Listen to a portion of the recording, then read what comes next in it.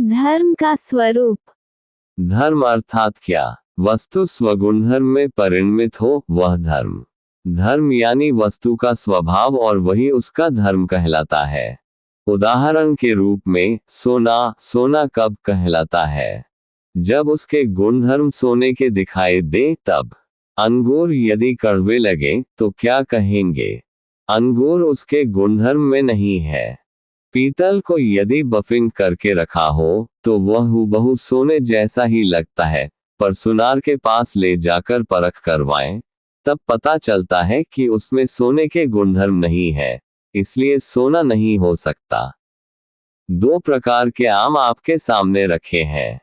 उनमें से एक में से आम की खुशबू आती है, सूख जाने पर थोड़ी सी सलवट पड़ती है, थोड़ी सड़न पैदा होती है, और दूसरा आम भी हूबहू आम जैसा ही दिखता हो, पर वो लकड़ी का हो तो और सब कुछ होता है, पर सुगंध नहीं होती, कुम्हलाता नहीं, सड़ता भी नहीं। दोनों ही आम है, पर लकड़ी का आम केवल कहने को आम है। वह सच्चे आम के स्वभाव में नहीं है, जबकि सच्चा आम अपने स्वभाव में है, गुणधर्म में है।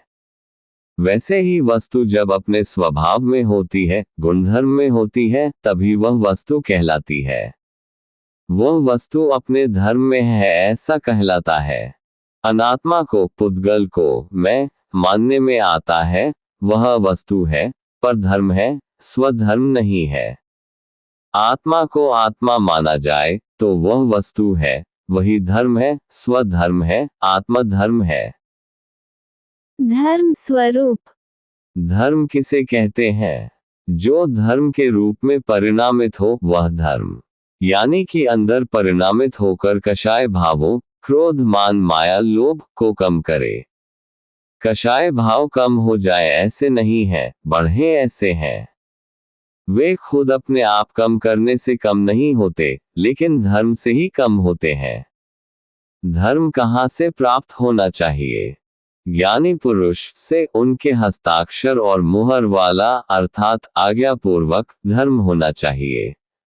उसके बाद यदि ज्ञानी पुरुष के ऐसे दो ही शब्दों का उपयोग करने लगे कि जो शब्द वचन बल वाले होते हैं, भीतर बल देने वाले होते हैं, जागृति रखवाने वाले होते हैं, तो वे शब्द आवरण भेद कर अंदर की शक्तियां प्रकट कर देते हैं।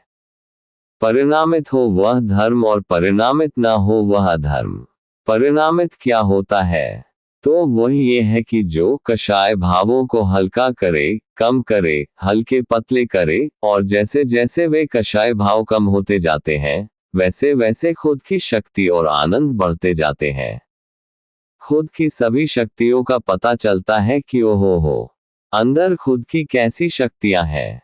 खुद में इतनी सारी शक्तियां कहां से आईं? यानी उसे धर्म कहते हैं।